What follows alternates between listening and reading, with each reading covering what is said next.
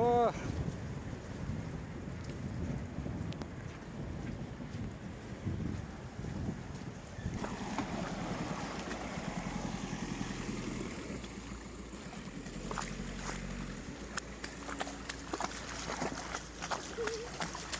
oh.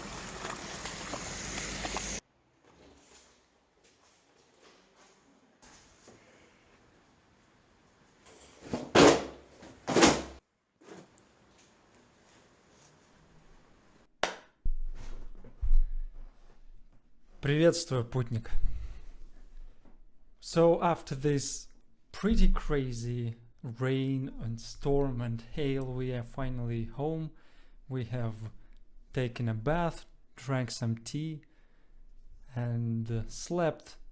Now, while the clothes are still drying, I am going to tell you of my experience of 6 months, 6 months, half a year living in Serbia, and about 8 months since I have left from Russia to see the world, basically. And first of all, let's start with the people. The people in Serbia remind me quite a bit about Russians in some ways, and in some other they are very, very different, which is kind of interesting to me to see those random points, it seems, where these differences exist.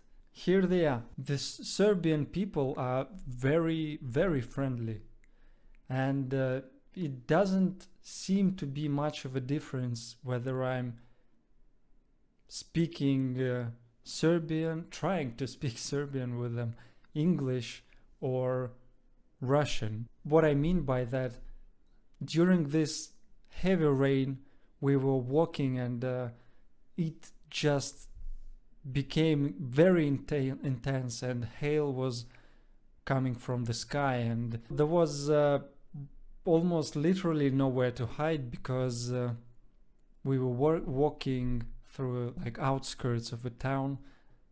The trees weren't really helping. The hail was still coming through the leaves, and it was still hitting us. I was looking around to see where to find cover, and there was a guy looking outside a door at the moment right across the street, and he waved for us to come to, well, kind of like his home, his territory. So we did, and we stood there for like a couple of minutes, and we talked to each other with him and with his wife and his friend. They were asking some questions and so on and so forth.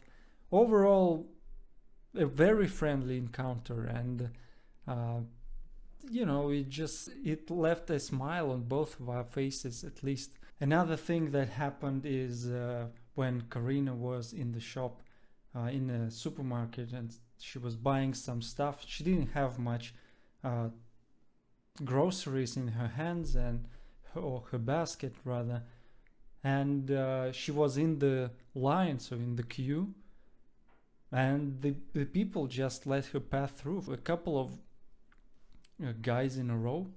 And it's a very common thing that never happens in Russia, which is kind of interesting for me as well.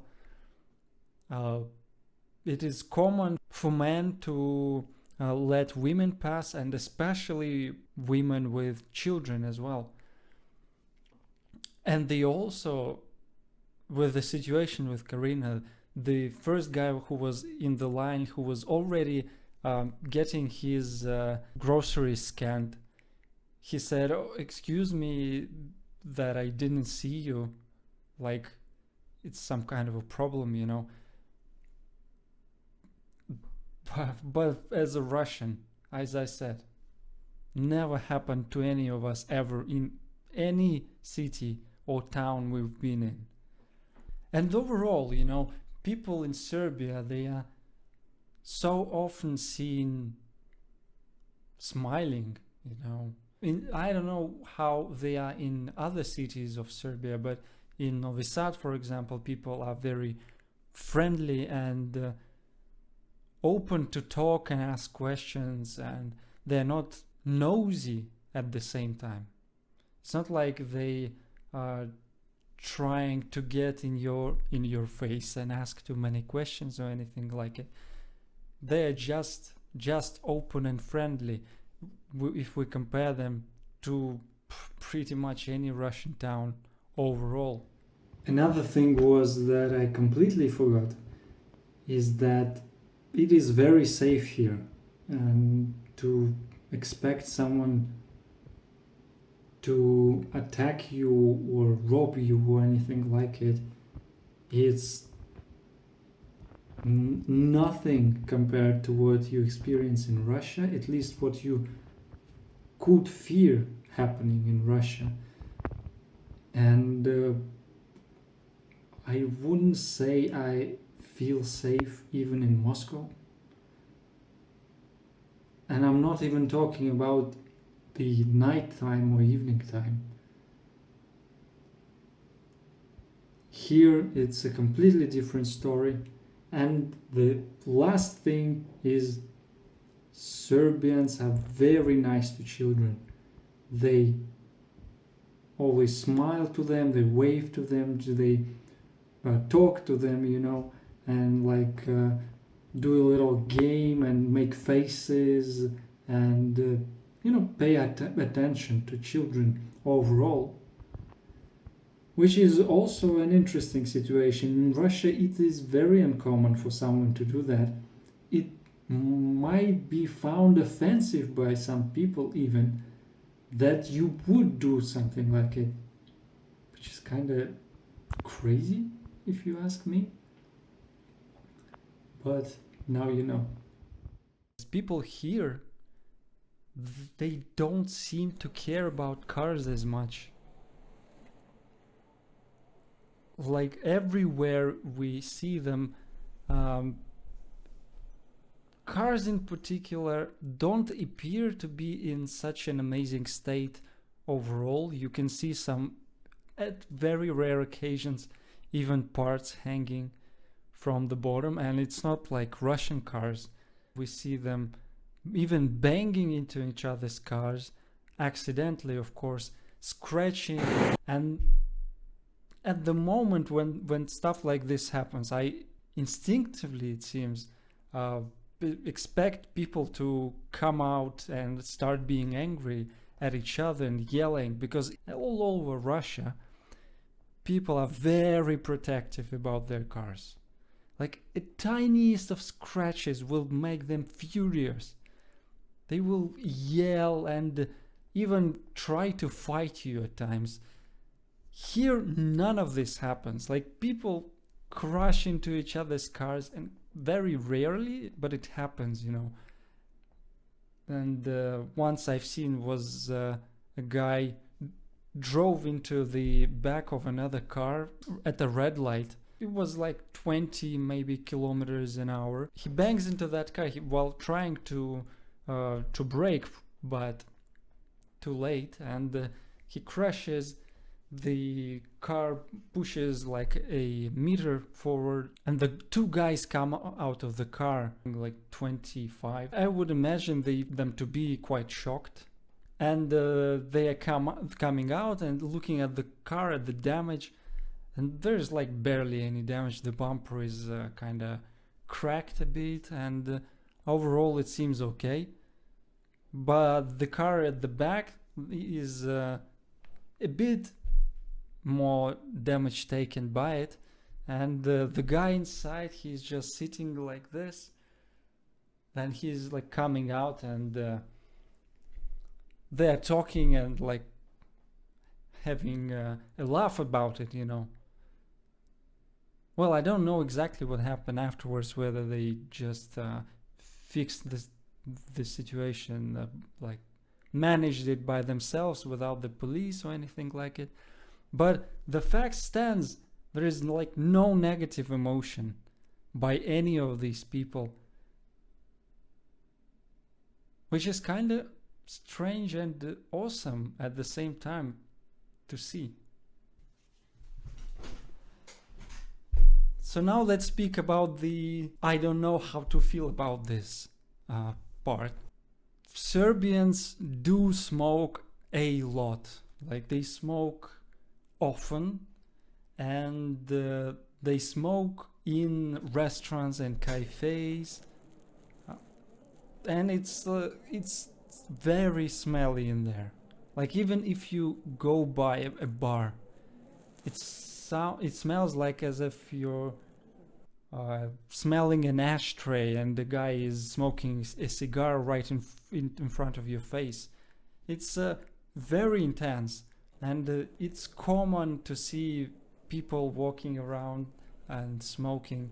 I don't know what's the legal status of it, but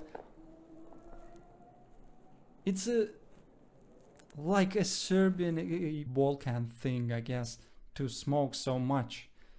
In Russia it's not as common, and the laws are a bit different. In Russia Russians don't smoke inside buildings unless there is like a very specific area.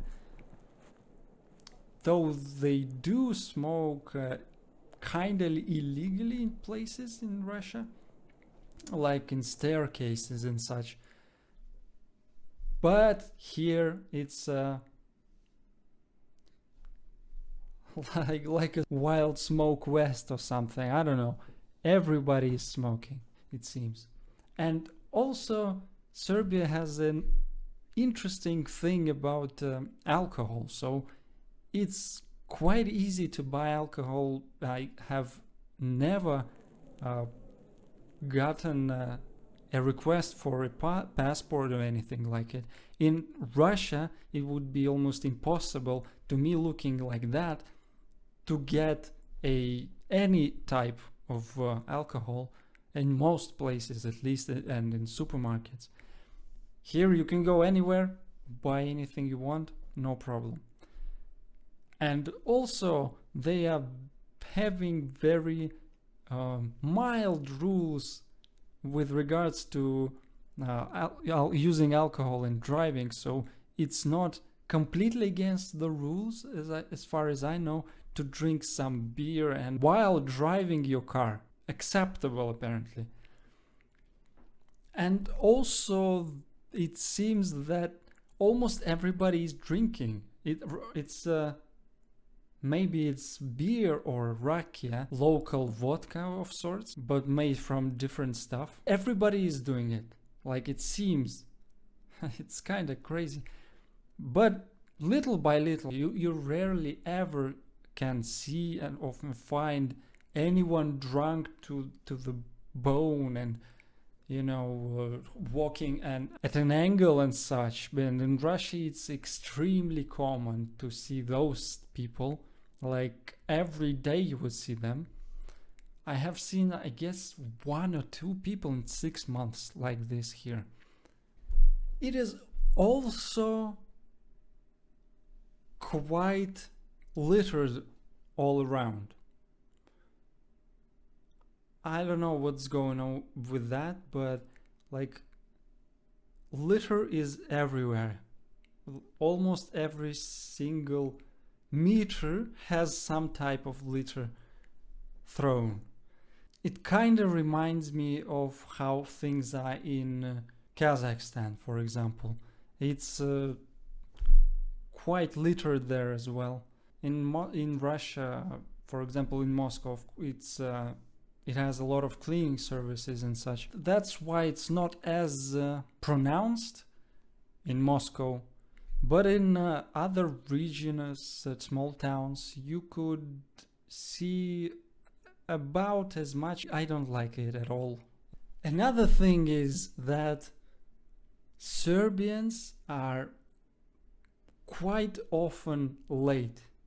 So at times you would set up a date in an hour, and they could come in 2.5, 3 hours from now. So it happens quite often, and to people that really like when things get done on time,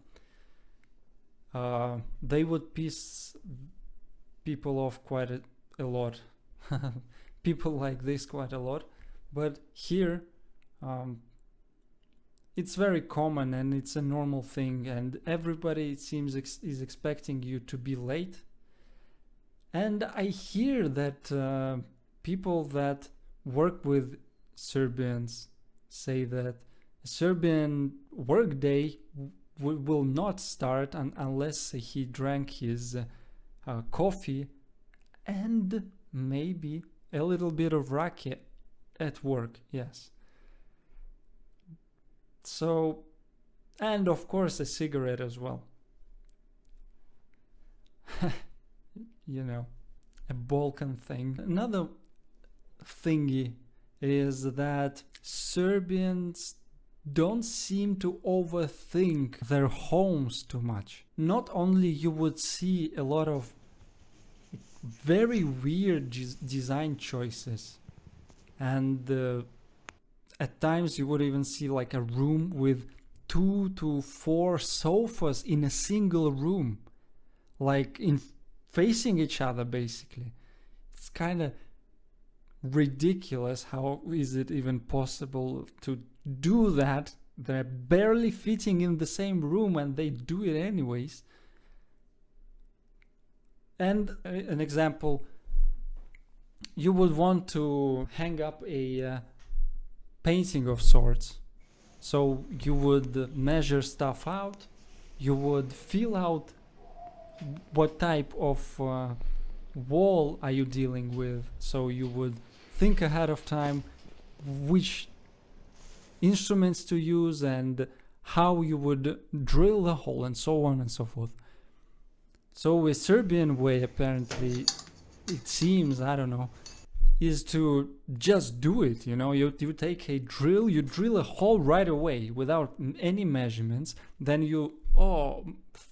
it's a bit crooked, I'll make another one. And he makes another hole right next to it, or a couple of centimeters on the side.